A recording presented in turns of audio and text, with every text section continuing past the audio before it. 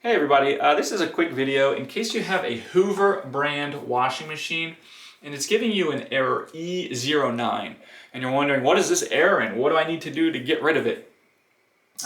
First of all, the E09 error is an error with the controls that control the speed of spinning. And if you were next to it when this popped up, you might have even noticed some kind of abnormal spinning before it got the error. So I'll tell you one workaround in a second, but before I tell you the workaround, I'll just kind of give you the bad news, which is that because this error is most likely located on the control board, you're going to need a professional to fix this error completely.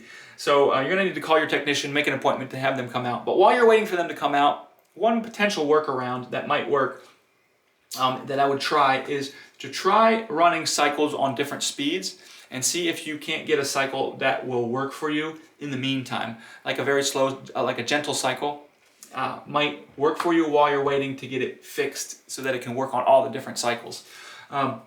So anyways, I hope this video helped you at least figure out the problem and maybe find a temporary workaround while you're waiting for it to get fixed. So thanks a lot for watching. Have a great day.